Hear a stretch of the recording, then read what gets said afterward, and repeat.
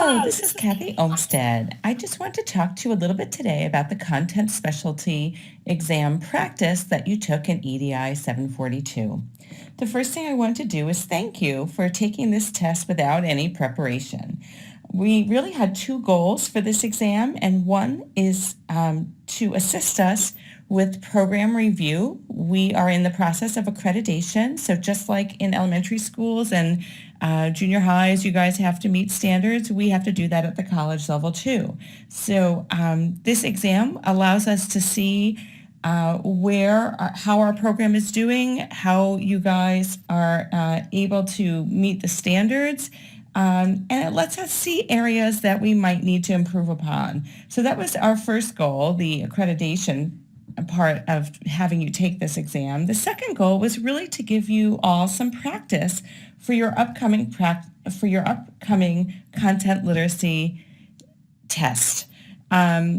It really is worth it for you guys after taking the master's program to take this extra test. I know it's a pain and I know it costs extra money, but it really will give you your certification, which really makes you more marketable. Even though some of you may have jobs right now, you never know what's going to happen in the future, and it's much, much harder to go back later after you've been out of school for a few years and get your certification. So I highly recommend that all of you take this exam when you're done with the program. And this test was kind of like a small sample of what you can expect on a content specialty exam. The content specialty exam has a range of multiple choice questions aligned to what they call competencies. So that's things like understanding the role of a literacy specialist, understanding reading and writing development, understanding assessment, those kinds of things. And the content specialty exam also has a constructive response, which you had a chance to practice. So I'm going to talk to you a little bit today about some of the most common errors on the tests, and I've got two of them that were really helpful for us as we consider program review, and they had to do with assessment. So as professors, we're really going to go back and look at our program and think about how we can talk about assessment a little more carefully so that our students are able to understand some of the concepts that you guys demonstrated to us that you struggled with in this exam. So the two most challenging questions for most students taking this exam were the assessment validity question and the assessment reliability question. So we'll just talk about those for a minute. So the question is, which choice best completes the following statement? When we look at assessment validity for literacy assessments, we are looking to see, and so validity is really looking at the assessment and saying, does it actually measure what it's designed to measure? And I'll give you an example. So let's say as a teacher, all of you, when you go out and get your jobs, or some of you are working in your jobs right now, your district might have different assessments that it requires. Sometimes they're online or digital assessments. Sometimes they're more authentic assessments. Sometimes an assessment that we see and we critique a lot at this level is we see kids being asked to take what's called a reading assessment that really just measures how fast kids read nonsense words. And we can critique that. Does that really assess real reading? If there's no comprehension involved, what are we really assessing? We're assessing decoding without giving kids all of the cueing systems that they normally use. So that's a way we can look at the validity of the assessment. Does it really assess? Does it really measure what the test says it's designed to measure? So that's validity. The other term that confuses a lot of students is this notion of assessment reliability. And so reliability means that the literacy assessment is consistent across administration, so that if I give a test to someone or another teacher gives the test, that it will be consistent and have the same test the same thing. And so one way assessments can support this reliability. Think about the Fountas and Pinnell. They have a set protocol. Each text has a prompt that you read, and that's to help with this reliability. If everybody made up their own prompt to students before the students actually read their book, that would affect the reliability. Students might get different cues from different teachers. So the test has this built-in reliability measure where it asks you to read prompts and it asks you to administer the tests in the same way. And part of the testing guidelines asks you to be neutral when you give the test. And that's really to help maintain this notion of reliability. So those were the two most common errors on the test. Hopefully my little explanation has been helpful. I wanted to talk to you just for a second about the reading record that was posted for the constructive response.